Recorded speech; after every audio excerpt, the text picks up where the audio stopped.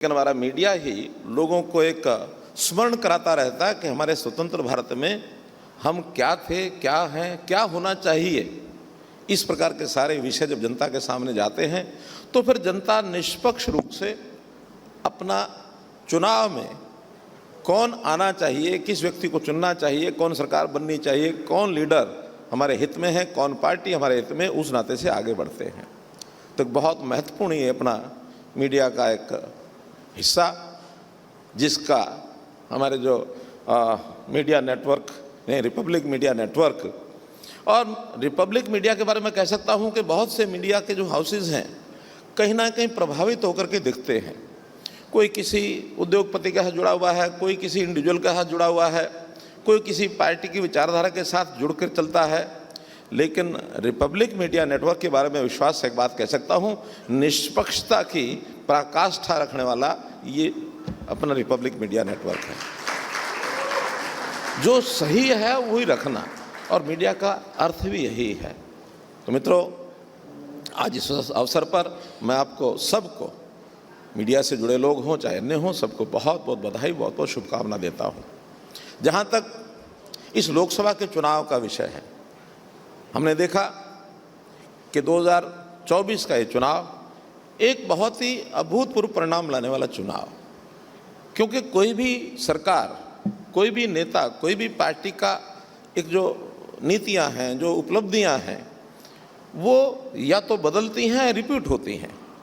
देश के इतिहास में लगातार 3 बार बनने वाली सरकार, कहने को तो यह है कि ये दूसरे नेता हैं जो इनके नेतृत्व में लगातार सरकार बनी है, लेकिन व्यवहारिक तौर पर मैं कहता हूं ये पहली बार हुआ है।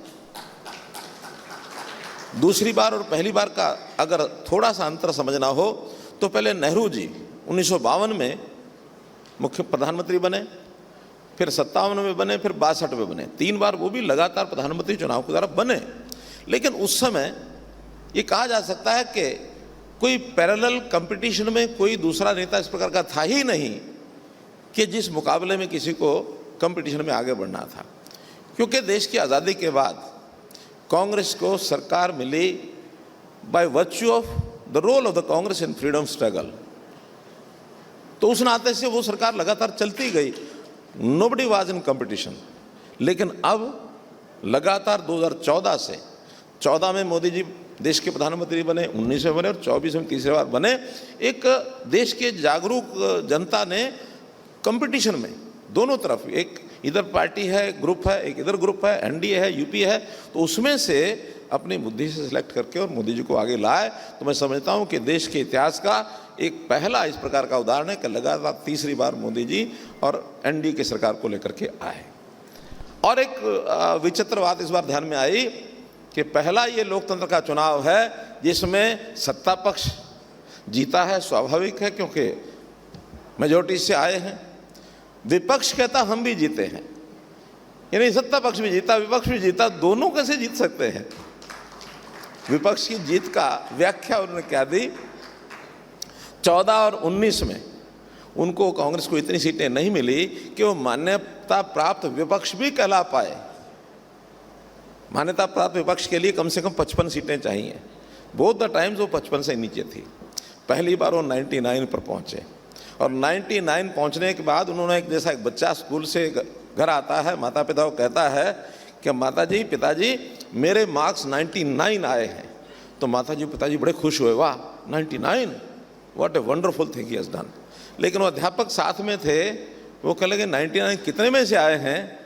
कि 542 में से आए हैं, 100 में से नहीं आए।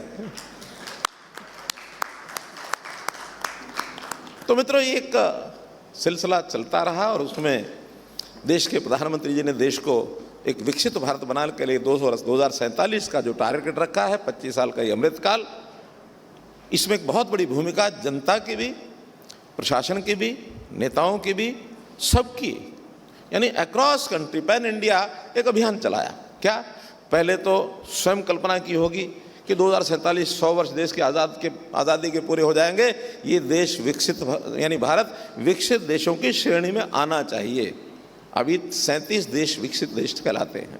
हमारा देश विकसित देश नहीं कहलाता, विकासशील है। We are developing country, not developed country.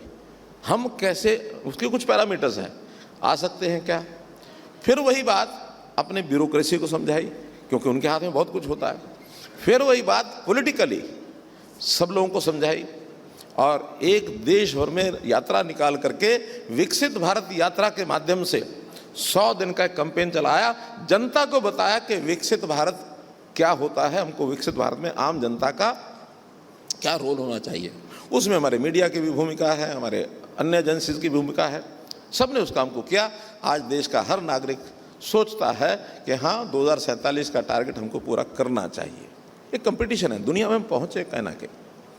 थोड़ा ये बात ठीक है कि जिस जुबिलियंट वे में लोकसभा के चुनाव का परिणाम आना चाहिए था, शायद वो नहीं आया।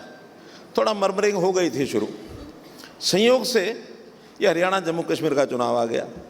विद इन 3 मंथ्स सब लोगों की आंखें लगी हुई थी, टिकी हुई थी, और प्राय लोग मान बैठे थे कि हरियाणा नहीं आएगा। अब मुझे ये अवसर प्राप्त हुआ लोगों की सेवा करने का, यानी 9.5 साल मैंने लोगों की सेवा एज चीफ मिनिस्टर हरियाणा की है। और शुरू में ही 9.5 वर्ष पहले जब मैंने 2014 में सत्ता संभाली थी, तो कुछ लक्ष्य सामने रखा था। विकास है, सब करेंगे, कोई 2 सड़कें कम बनाएगा, कोई ज़्यादा बनाएगा, कोई 2 अस्पताल कम बनाएगा, कोई ज़्यादा बनाएगा, लेकिन लोगों के जीवन स्तर को ऊंचा उठाना, लोगों में कुछ जो इनसिक्योरिटी है उसको दूर करना, लोगों में एक ट्रांसपेरेंसी का जो भाव है कि भी ये सरकार कोई भेदभाव नहीं करेगी, मैं और मेरा परिवार, मेरा घर यहीं तक सीमित नहीं रहेगी। हरियाणा की जनता को परिवार मान करके काम किया और बहुत से रिफॉर्म्स किए। राष्ट्र सर्वोपरि सम्मेलन कहा गया है कि राष्ट्र देता है हमें सब कुछ, हम भी तो कुछ देना सीखें।